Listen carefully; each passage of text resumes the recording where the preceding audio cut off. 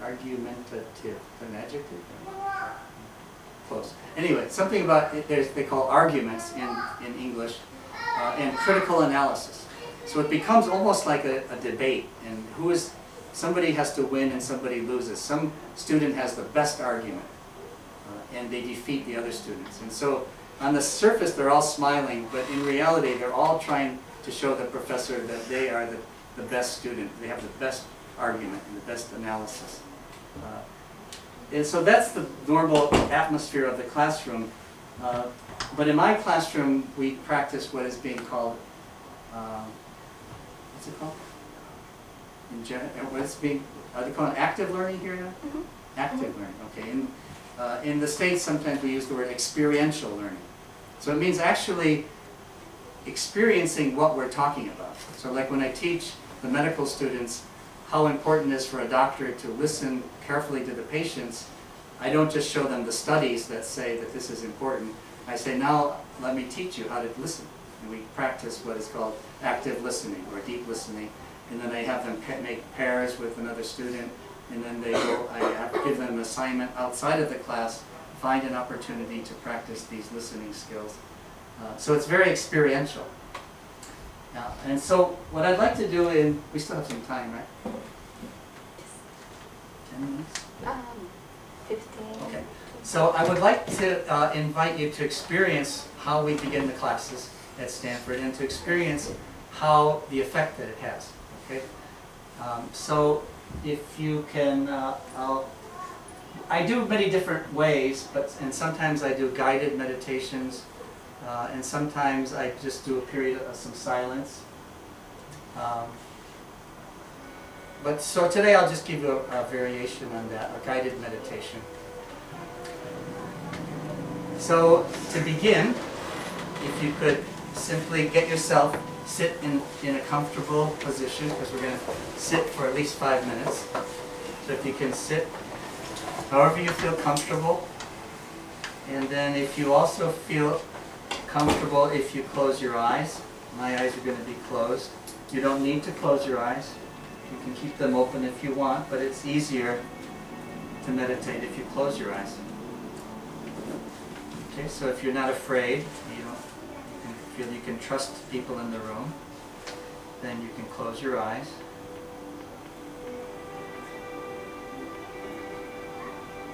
And begin by taking a deep breath.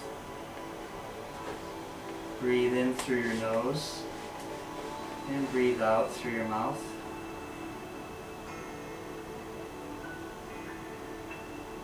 Breathe in through your nose. Breathe out through your mouth.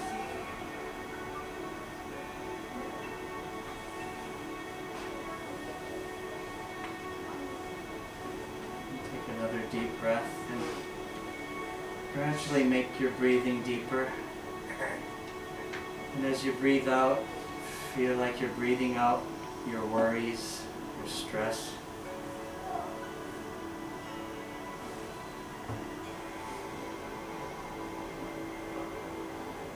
Tell yourself, I don't need to do anything right now. I don't need to say anything. I can just be here.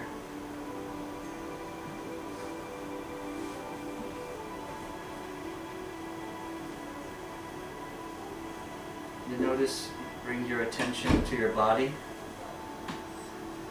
You may start at your feet. And go start at your feet and wiggle your toes. Tighten your muscles in your foot and then relax them. And then pick your feet up off the floor and wiggle your feet around, your ankles. And then bring your focus up into your lower legs, into your calves. And keep breathing.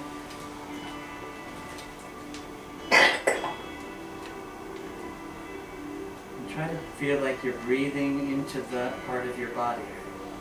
And then when you breathe out, as if you're breathing out the stress from that part of your body. So breathe in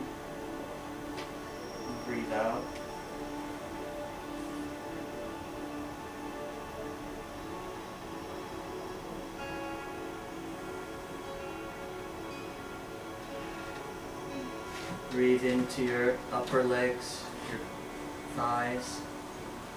Tense the muscles, relax. Move your attention up to your buttocks and tighten them, muscles, and relax them. And up into your lower back, and you might notice that's a place of great stress. If you feel like it, just move your body gently to relieve the stress in your lower back. And then breathe into it. And breathe the stress out.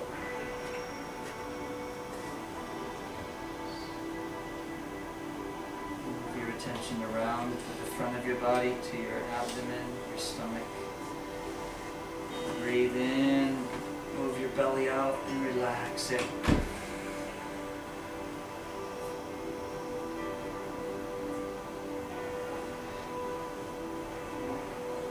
And up into your chest, and notice the muscles in your chest. Tighten them and relax them. And move around to your upper back. Tighten the muscles in your back and relax them. And up to your shoulders, and here you'll notice lots of stress, and if you want to move your shoulders around, punch them up, tighten and relax, let them drop.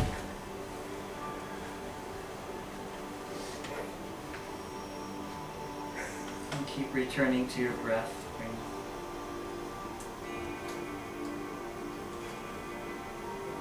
And go down your arms, bring your attention to your biceps and triceps. And tighten those muscles and relax. Down into the forearms, tighten the muscles, relax. And then spend a little more time on your hands, stretching your fingers out, open, shut, open, close, open, and then take one hand and massage your other hand. Massage each finger, and then massage the big part of your hand. And go to your other hand, massage the fingers, and move into your big part of your hand. Notice how good that feels to actually touch yourself. How rarely we touch ourselves with affection. Now come back into your neck. And here you might want to move your head around, roll it in different directions gently to relieve some of that stress you feel in your neck.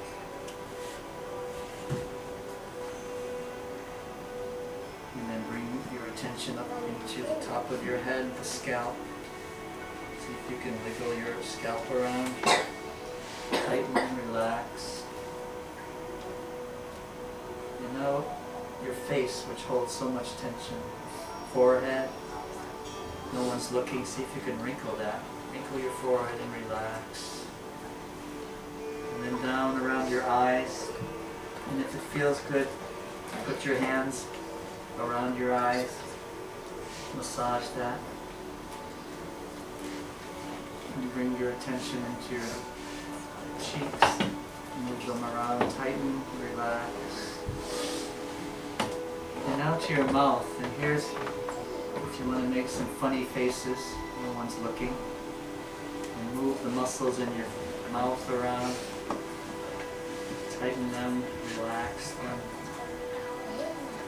And now finally the jaw.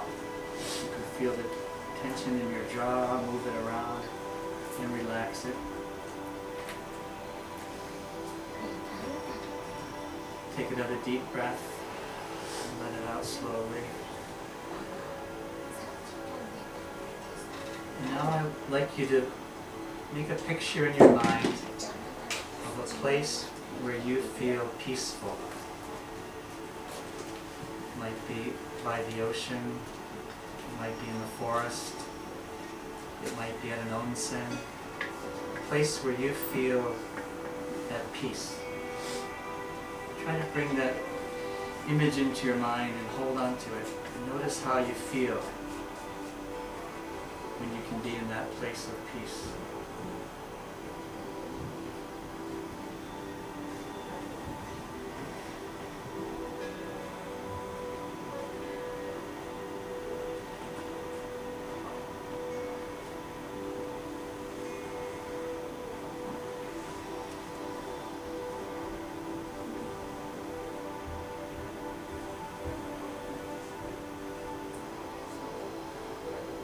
How relaxed you are to be there.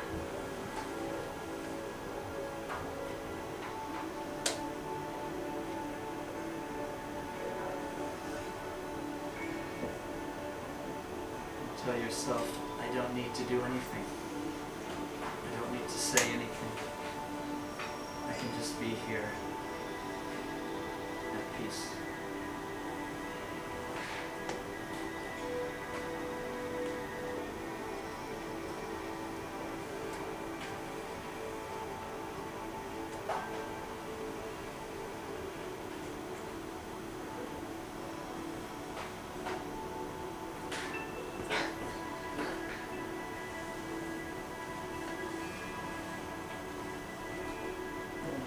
Take a few more deep breaths and begin to holding on to that place to come back to this place.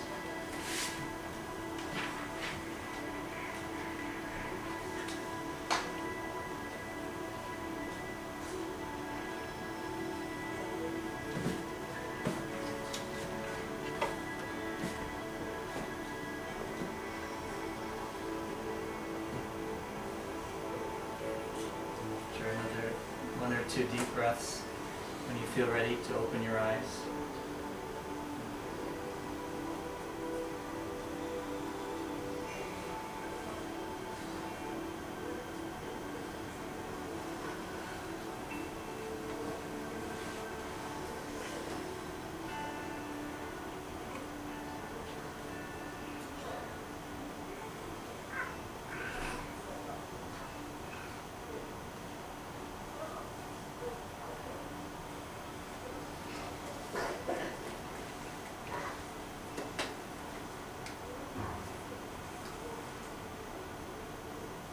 So this is the way the class begins, and I think you can imagine that the atmosphere of the classroom completely changes. And what has been most impressive to me is not so much the self-awareness that comes, but the social awareness. In other words, that students seem most impressed by the way they notice other people and the increased sensitivity they have to others. And so they don't want to do the same kind of behavior that is competitive and trying to defeat the other person. But the competitiveness they want is simply to bring out what is good in everybody in the room. And so it creates something I think that certainly is more encouraged in Japanese education at early levels, but it's something that's very rare in American education, to bring in this kind of collaborative environment in which the purpose is not for you as an individual to get ahead, but the purpose is how can we as a whole group have the greatest learning in what we're about to do. So this is a new program. It's only gone 2 or 3 years, and I think it's going to become very big, though, because the time is right in the sense that it's not something that is just there's Brown University, which is one of the Ivy League schools, actually has a new major called Contemplative Education. So contemplative means it's based in mindfulness. There's actually majors in this. There's the University of Virginia just got multi-million-dollars from somebody to start a whole center. At Stanford we have something called the Center for Compassion, Altruism, Research and Education. C-CARE it's called. And that's in the School of Medicine. So there are many different ways that this is being enhanced, and that's how I get students from the medical school come to take my classes, because I do classes about medicine, and how can you be a better doctor is the theme. How can you be a more sensitive, listening, compassionate doctor, which if any of you are familiar with, all of you are familiar with doctors, but if you're familiar with the demands in the medical field and how medical students gradually become less and less humane, less and less empathy because of the tremendous demands of that kind of work. And so there's a constant effort to retrain them, but also from before they become medical students, they want them to take kinds of the classes that I offer. And what happens is some of them decide they should not be a doctor. In other words, they realize they were being pushed in that direction for other reasons, and it isn't who they really want to be. And so that brings out some of the difficult parts of what I teach, is because parents sometimes don't like it. In other words, it's often the parent's dream that the child becomes a doctor, but it's not the child's dream. And so I have lots of conflicts in terms of what happens when a student, I encourage a student to be mindful, to really pay attention to your inner voice, right? And as the famous Steve Jobs taught, follow your heart. And you teach people to listen to what is that you really want. Unfortunately, what they really want is sometimes not the same as what the parents really want.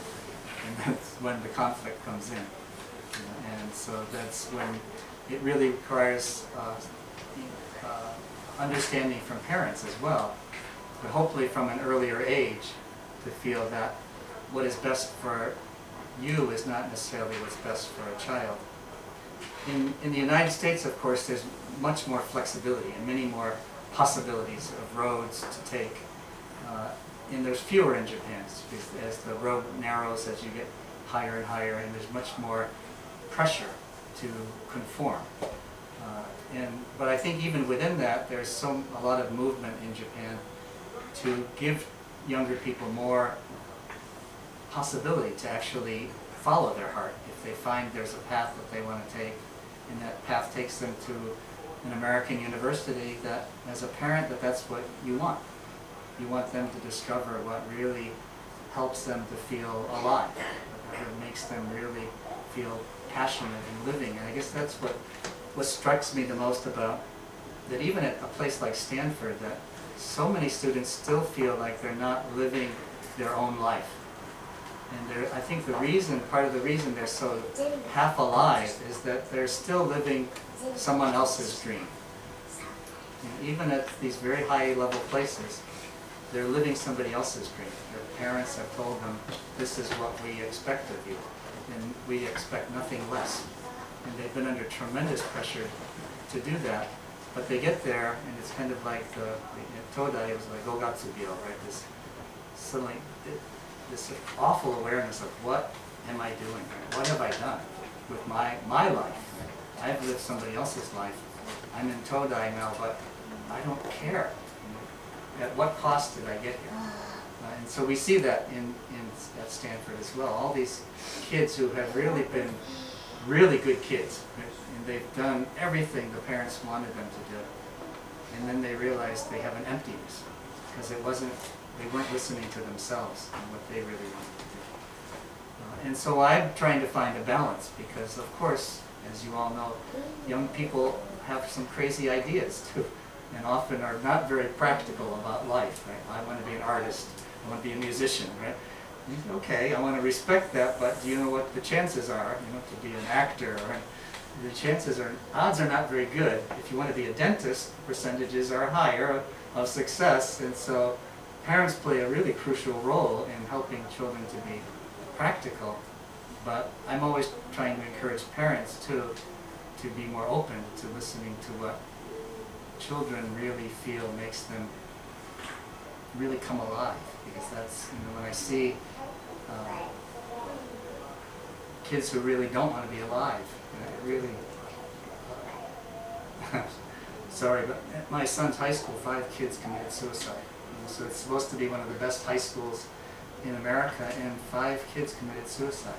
So it's just, that's the reality of it, is that some kids feel so much pressure. And they just want to be living a different life, but they can't. And they say, there's no way out. I can't make my parents happy, I can't make myself happy.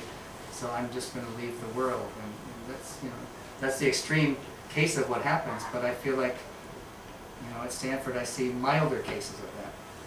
Just this pain that they can't live the life that they really want. And if there was only a way to help them to discover what really makes you feel alive and really want to live and to do, that you'll do it to the degree that you know, you'll sacrifice in a sense. You'll do anything you can to make those dreams come alive. And so I try to give them these kinds of inspirational messages. This is from a very famous theologian, Howard Thurman.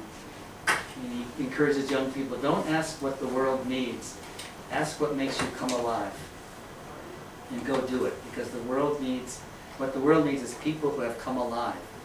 So it's that idea in mindfulness that we're not really alive, but if we were really mindful, we would really appreciate our life and we would come alive. And the way to come alive is if we can do what we really makes us feel like we're alive. This is the father of American psychology, William James, who started the first psychology department at Harvard, and distinguishing it from the philosophy department. And he encouraged people to find that mental attribute which makes you feel most deeply and vitally alive, along with which comes the inner voice which says, this is the real me. And when you find that, follow it. So it's another way of saying that, can you find that feeling that makes you feel really alive, and a belief that there's an inner voice. So that's another idea of mindfulness, a belief that you have an inner voice that really knows what you want. But we usually don't listen very well. But if we can be mindful, I think we can listen to that voice more. Another person I introduced them a lot is Viktor Frankl, who wrote a very famous short book in English. The title is Man's Search for Meaning. I'm sure it's in Japanese, but I've never read the Japanese. But he's a survivor of the Nazi concentration camp. And he said he noticed in himself and from the other people who survived, what helped them to survive was they changed their basic question about life. And it wasn't anymore, what do I want from life, but what does life want from me? And it was a whole different philosophical question. It's, what is my purpose in life? Is there a unique purpose for me? Is there a reason why I was created in this way and given these parents and given these circumstances and these things that are happening to me? Why? Is there something that I am meant to do, that I have a purpose?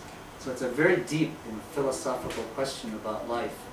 And he says it's not just a question, but it's a matter of survival. That's how people survived the Nazi concentration camps, if they were able to change their view, their question in life.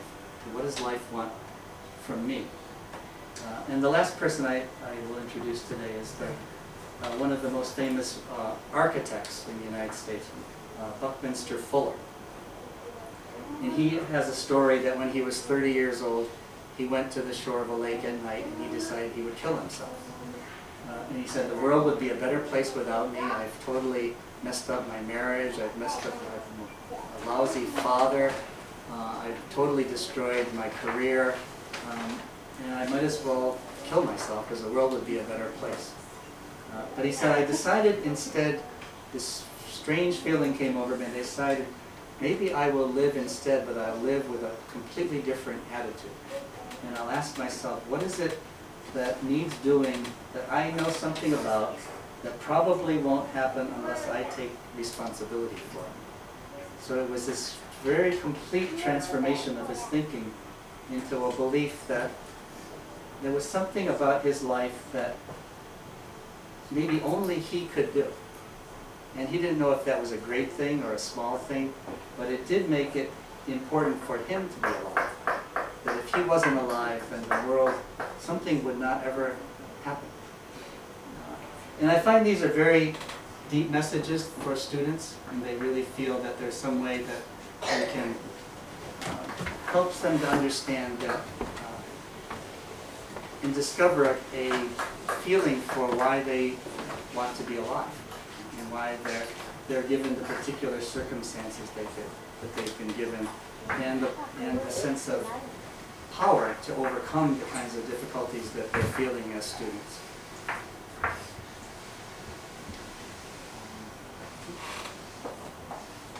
If we had more time, I would go into this, but this is one of our favorite teaching tools at Stanford because it's the most famous speech ever given at Stanford, I think. And it's only 14 minutes. It's a great speech of just 3 simple stories of how he failed in life, or how life gave him a hardship that was so... At first he thought, why me? Why do I have to suffer like this?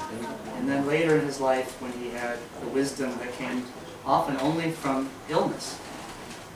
Often we only become wise by something that hits us very hard. And suddenly we have to have that moment of vulnerability that causes us to accept something in a whole different way. And so he had that experience of being told he had the suizogan, pancreatic cancer, and that he probably would not live very long. And it totally transformed his awareness.